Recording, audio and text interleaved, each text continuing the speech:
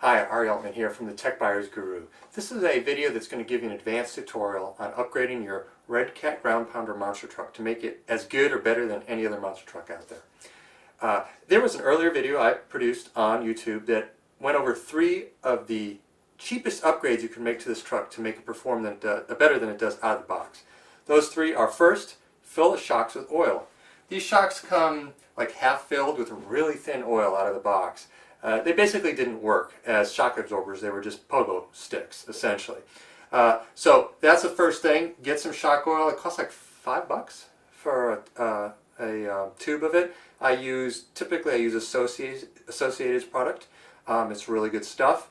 I used 40 weight. That's pretty thick. You could also do 30 weight. Either way, it's a lot thicker than what you get out of the box.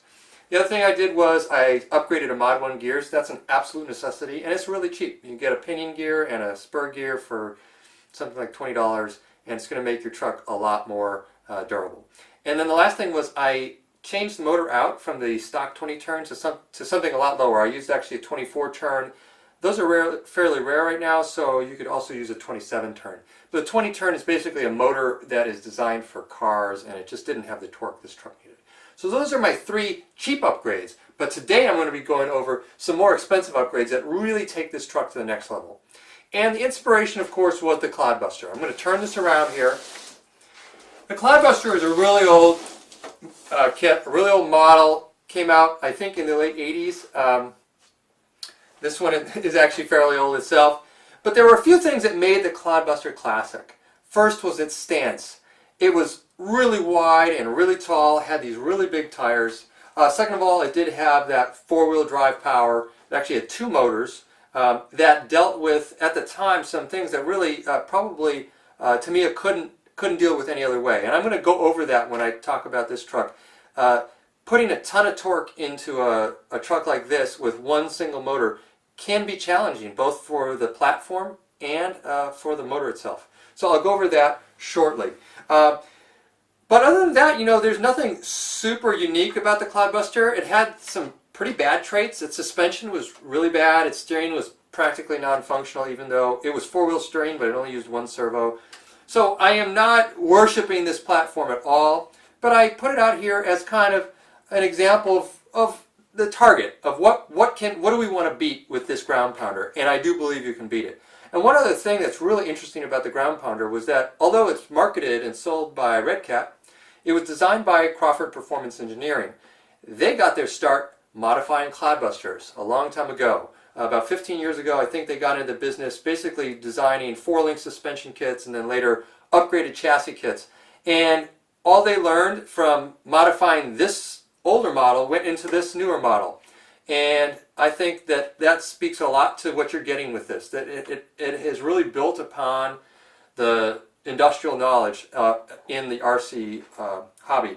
So there's a lot going for this truck, but out of the box, it's really an inexpensive kit, and it performs kind of like an inexpensive kit.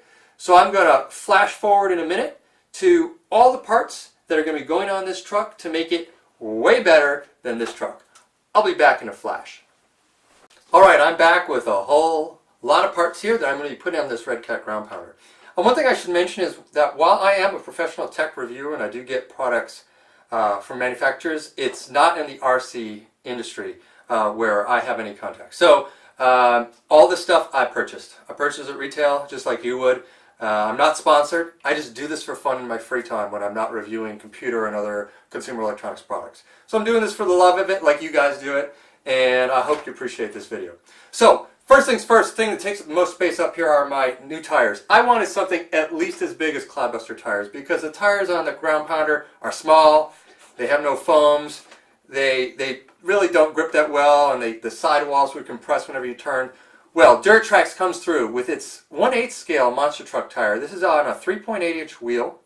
It has an offset, and it's very important that you actually choose the offset model. They also have a non-offset model, which will not work.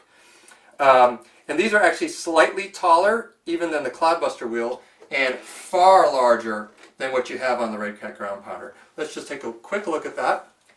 You can see how much bigger that tire is. It's wider, it's taller, it's got foams. It's a much better tire. By the way, I should mention I chose the 6-pack model. You can see that right here. specifically because it has much better grip. It's kind of like a motocross style tread. If you want something that's a little bit more scale, Dirt Tracks make something in the exact same size called the Hatchet, and it has more of a monster truck kind of real world tread on it, like the kind of you had on the Clodbuster on actual monster trucks in the Monster Jam. The truth of the matter is that those work well on 5-ton trucks, but they don't actually work that well on trucks like these in terms of traction. I had spent enough time with my ground pounder out doing trail riding to know that I wanted something with a bit more grip, because really traction was going to be the limiting factor. So these are extremely high grip. No, they don't look like your standard car crusher tire, but I wanted performance, and that's why I chose this. I'm going to actually move the camera a little bit closer, because a lot of these things are quite small, but they're all important. So give me a second, and you're going to get up close to all these great parts. All right, I'm back close up here with all these parts, so I'm going to go through one by one. I've already mentioned these tires, and the first thing to know about these tires is that they are so much heavier and bigger than the stock tires that you almost will be guaranteed to burn out the stock motor if you attempt to put these on without the other upgrades I'm going to talk about. And you'll break some other things too, as I'll mention. So this is not the first thing you do. These are not the first upgrades you make to this truck. I just want to make that clear. So let's go through some of the others. I'm going to start over here on this side. Actually, before I even went to upgrade to a new motor or these bigger tires, I actually snapped both axles. Okay, this is going to happen to you whether you like it or not, whether you are careful or not. These are the axles, or axle housings that they call them. They will snap. I snapped both the front and rear using a brushed motor, and the truck had a maximum of 12 miles per hour in terms of speed. I was not killing that truck, and it snapped both axles. All right, so these are spares I got from Redcat. I promise you they will break over time, and I recommend that you do this great upgrade. This is from Freestyle RC. These are aluminum crafted braces, and I have one installed, which I'll show you shortly. These sit basically underneath the axle housings and absolutely reinforce them. Okay, there's basically no way this axle is going to break once you have this aluminum brace on it. And it actually improves some other things as well. It has a better mount for your lower tie rods for the suspension arms too, or suspension system. So this is just a great product. It's $75 for 2 of these, plus all the bolts you'll need, and they're really nice. This hardware is really nice. Props to Freestyle RC for going out of the way and making this custom product. I know they're probably not making a ton of money on these, but this is a finely crafted product, and I really want to support the small manufacturers out there doing stuff like that. So you're going to have to beef up your axles. They're going to break no matter what, even before you upgrade anything else. So sorry about that. Next thing, you're going to actually need some adapters. These are 1/8 scale tires, and they use a 17mm hex. The Redcat Ground Pounder has a 12mm hex. So there's a few ways you can go about it, but I actually used a simple plastic adapter. This is a 12mm to 17mm adapter. This is actually from a Kyosho model. You may be able to get some from other manufacturers. This is a plastic model. Sometimes they make, you can find metal ones.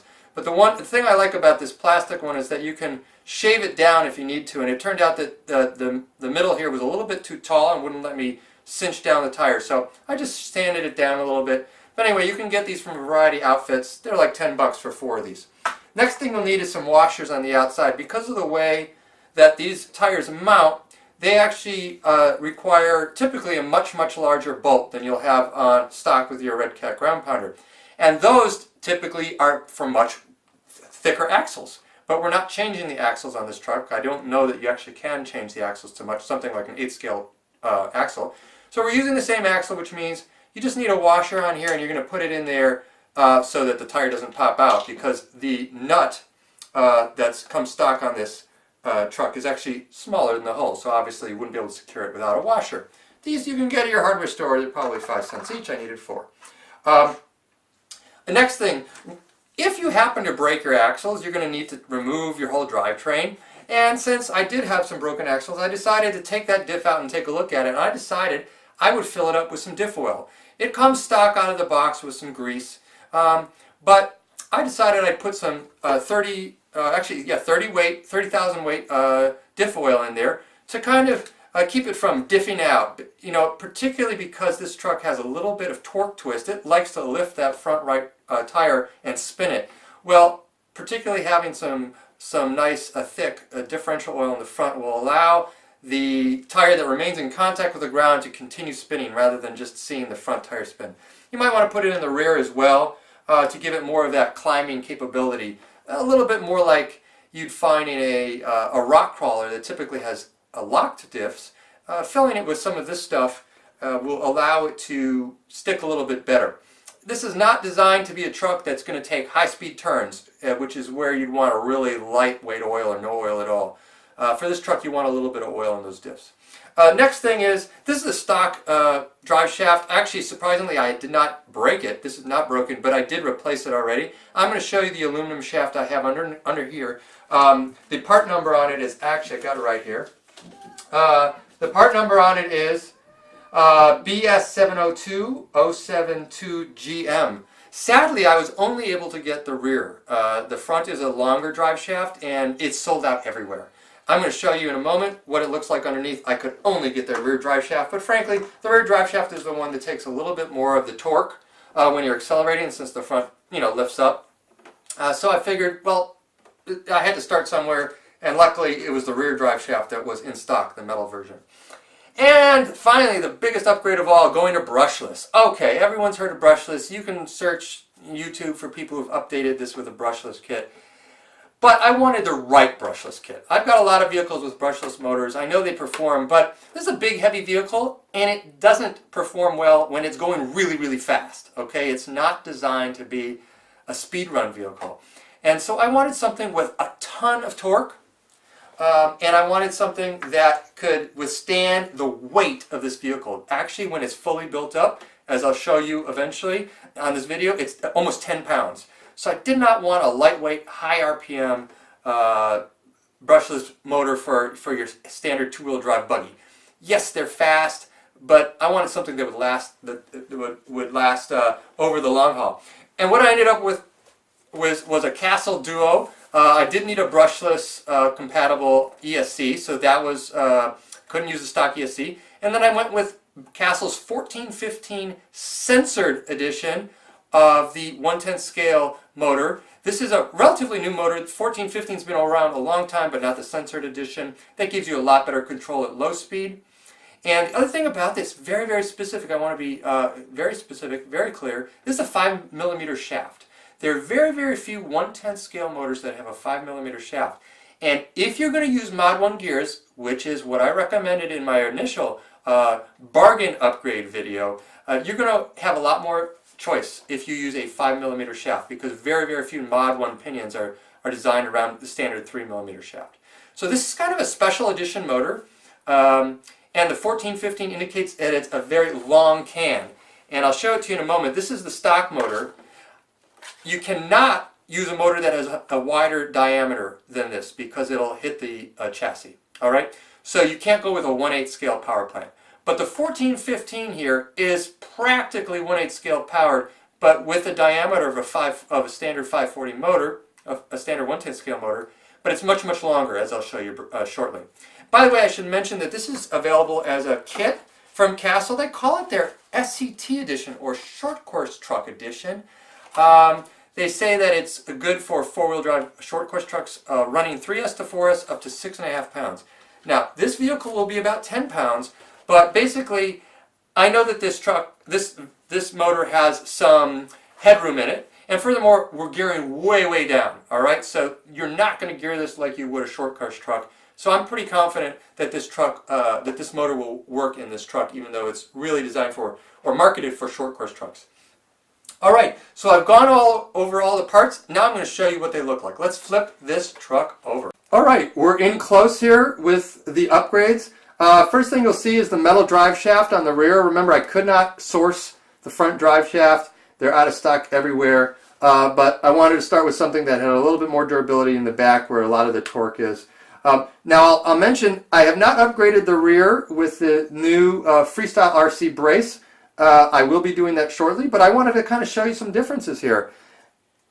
The stock out of the box setup has these kind of plastic suspension mounts, and then the plastic axle that likes to break. Well, what you get with Freestyle RC system is one piece of metal plays a lot of roles. First of all, it reinforces that axle. This is not going to snap. You're not going to snap these arms. And second of all, it actually serves as your mount for your suspension. All right, so you don't have those little pieces of plastic holding these shocks or these tie rods. And actually, it also serves as a mount or a tie-in for the upper tie rods. So you really reinforce that suspension with this nice Freestyle RC brace. So it's a big difference from what you get stock. And then peeking through in the back here is the Castle system. All right, that's your Castle censored 1415 motor. Now, I want to mention that it really can only be installed one way. Yes, it's upside down, but that's because otherwise these cables would actually hit your frame here, or the top plate where you mount your speed control. Of course, here is the new speed control. This is a Mamba X. Rated it up to 6S. We're not going to be pushing it that hard. But it is censored, and that's really nice because you get that really nice low speed control, which a typical brushless motor can't achieve. A typical brushless, sensorless motor actually won't perform as well as a brushed motor when it comes to low speed control. Well, this one, with its sensor output here, actually can beat even your best brushed motors. Alright, this build is complete. I think you'll agree it looks a lot better with that bigger Clodbuster style body on it. While it's pretty hard to source this particular body from Tamiya, it's pretty expensive and you have to get a lot of small pieces to kind of complete it.